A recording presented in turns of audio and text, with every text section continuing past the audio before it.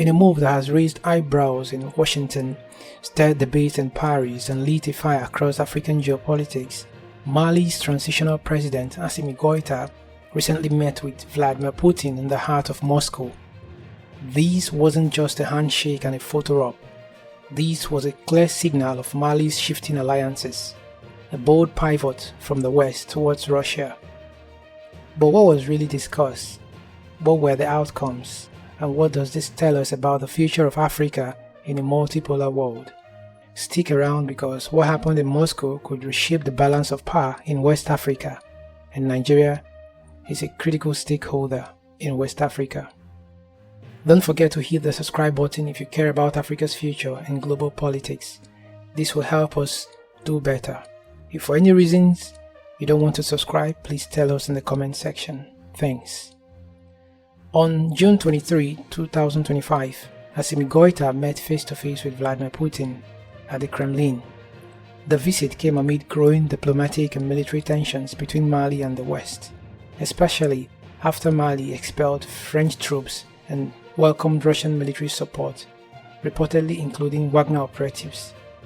The Moscow meeting included top-level talks on security, energy, logistics, and nuclear cooperation. What raised the most interest are a nuclear energy pact. This includes plans for a low-power Russian-designed nuclear plant in Mali. Mali is definitely going places. The second thing that also raised interest is the broader agreements on trade, logistics, corridors, and technology exchange. Putin praised Goïta's sovereign stance and independence of thought, and that is a direct jab at the West. Let's be clear here. Mali is a country under siege, from jihadi threats to climate impacts and economic instability. But by aligning with Russia, Mali gets 4 things. What are those things? 1. Military support, equipment and training. So they're going to be getting more equipment now, military equipment from Russia, and they're going to be getting training and sometimes expert support. The second thing is infrastructure investment. So investment in roads, rail tracks, airports, seaports, and so on and so forth. Maybe power as well. Number 3, access to energy innovation, including nuclear energy. So that is the third thing Mali is going to be getting from Russia.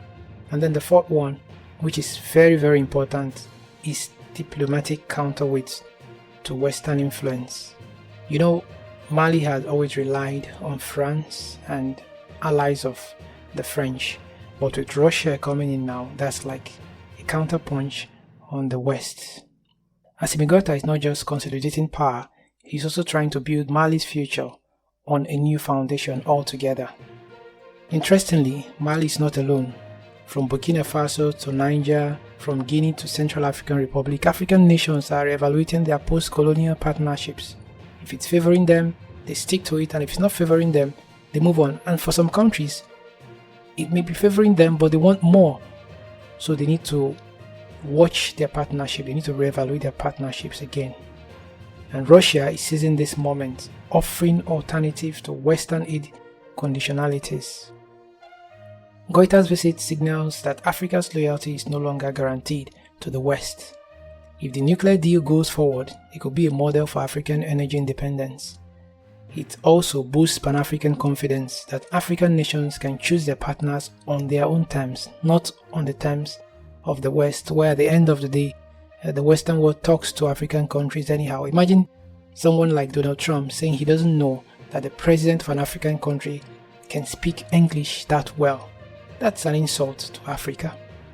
And with what is happening between Mali and Russia, the West is not amused. The US State Department has already warned of dangerous precedents. Whatever dangerous precedents mean, Africa has to wait to see. How about France? France sees it as a diplomatic slap in the face, especially after spending years and perhaps billions of dollars maybe trying to stabilize Mali under Operation Barkhane.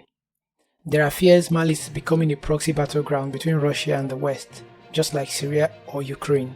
But to Goïta and many across Africa, this is not about choosing Russia over the West, it's about choosing sovereignty. Are there risks? What are the implications of this move?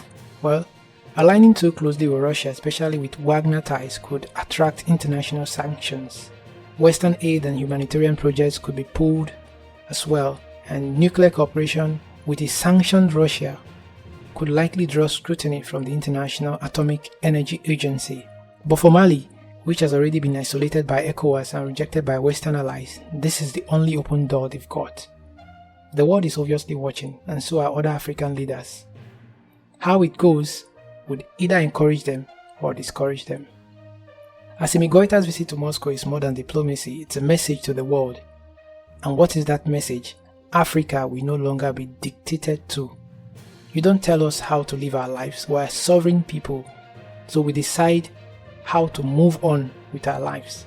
Whether that leads to progress or peril depends on what happens next. What do you think? Is Mali making a bold move or walking into another trap? Drop your thoughts in the comments, like, share, and most importantly, subscribe if you want to stay ahead of the stories that shape our continent, Africa. This is not just news, this is the battle for Africa's future.